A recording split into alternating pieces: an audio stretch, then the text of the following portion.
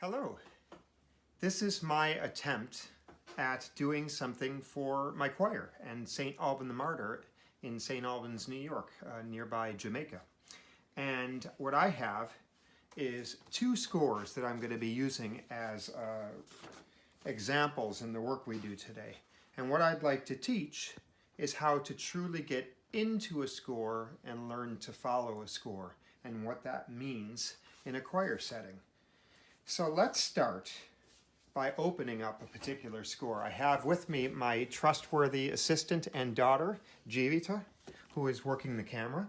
And we'll start with John Rutter's The Lord Bless You and Keep You. Nice legal copy for all of you who have music in your libraries. Make sure they're always legal.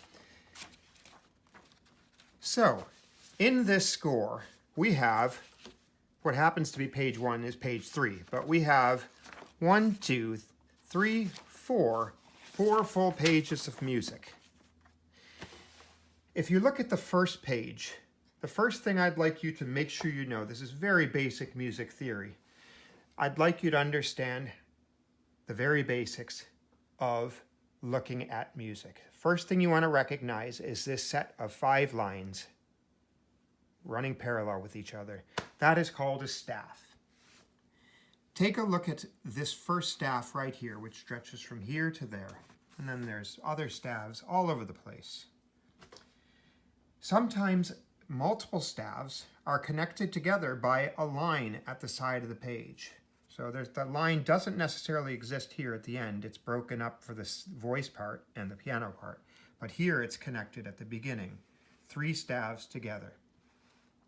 When you have staves together connected by a line, that's called a system.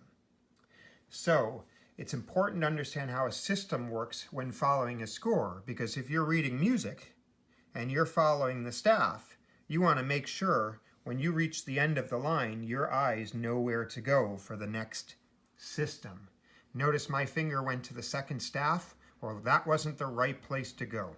The right place to go at the end of the first system is to the next system at the same place.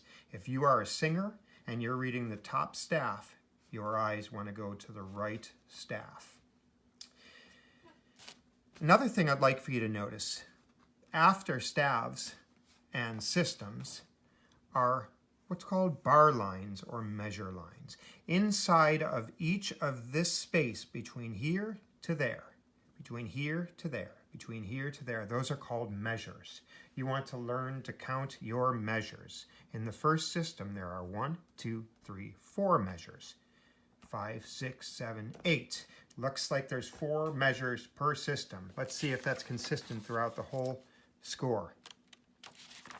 It is indeed. There are always 4 systems, 4 measures. 1, 2, 3, 4, 5. There's a 5th one at the end. Now, you will hear a choir director at times say, can you turn to 3, 3, 2. Well, that means something. That means page 3, third system, second bar.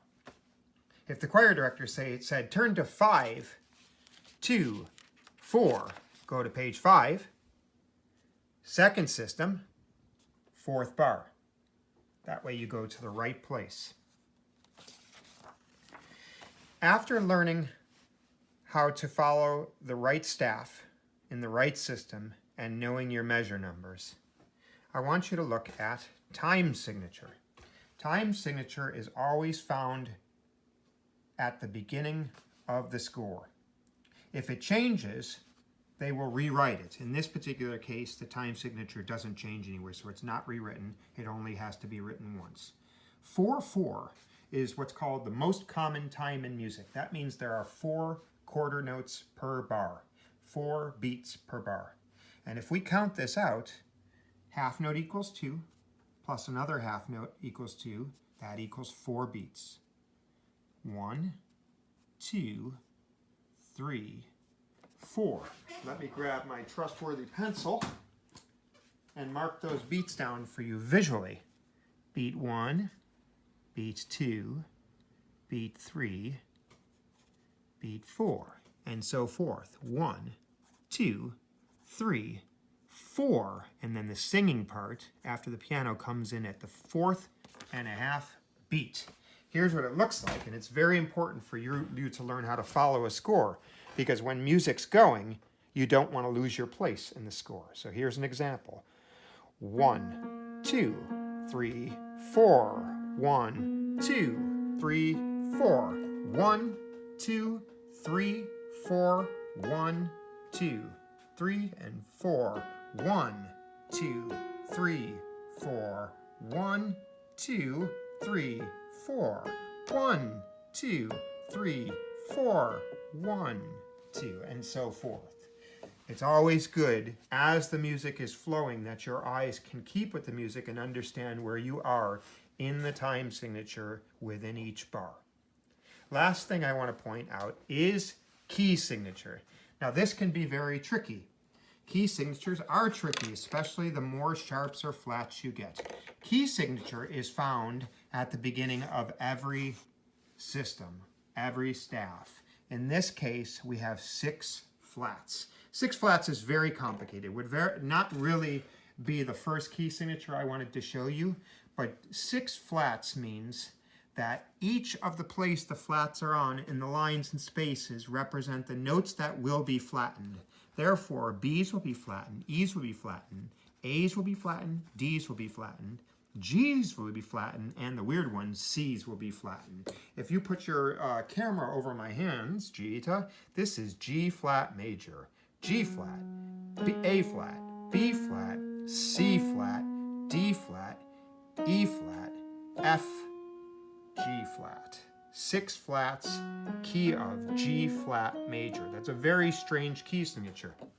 That's a good place to segue into a slightly easier key signature, which you can be found in Richard Webster, by the way, a friend and composer at Advent Press, his own company. You should look at his music. A fair and delectable place. In this particular piece, he has 4 flats, slightly less complicated. B flat, E flat, A flat, D flat, which means A flat major. B flat, or A flat, B flat, C, D flat, E flat, F, G, A flat. Take a look at his time signature. When a time signature is not consistent, it becomes mixed meter. So here he starts in what's called cut time, all right, similar to common time, similar to 4/4, and he segues to 3/2, which is 3 half notes per bar, and then it changes occasionally. And you want to make sure your eyes know how to do that. 1, 2, 3, 4, 1, 2, 3, all right, and so forth. Anyway, following in the score is very important, understanding where your flats or your sharps are. Last thing I'd like to do is take this brief educational process into a book that we use a lot in our choir, the hymnal, 1982 hymnal.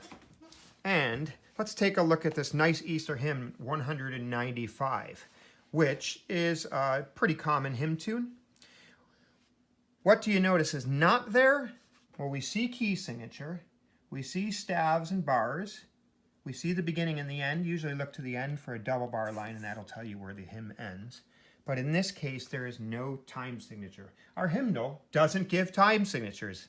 How mean of the editors not to add time signatures. So what you have to do is count your beats to figure out what the time signature is. 1, 2, 3 and a half, half. That equals 4. 1, 2, 3, 4. 1 and 2, 3, 4. Time signature is, again, 4/4. There is only one sharp in the key signature. It is an F sharp. One sharp in the key signature, if you look at my hands, Gita, is G major. G, A, B, C, D, E, F becomes sharp, and G. That is what you need to be seeing on the keyboard. When you're looking at a piano, stay right here, Gita. Piano is the easiest place to see the key that has no sharps, no flats. The only major key, C major. 0 sharps, 0 flats. The only place on the piano you can play all white notes and get a major scale. Here's our hymn in the key of G major. 2, 3, 4, 1, 2, 3, 4, 1, 2, 3, 4, 1, 2, 3, 4, 1, 2, 3, 4, 1, 2, 3, 4, 1, 2, 3, 4, 1, 2, 3, 4, 1, 2, 3, 4, 1, 2, 3, 4. That is my brief instructional moments today. Thank you very much for spending time with me if you watched this. Take care.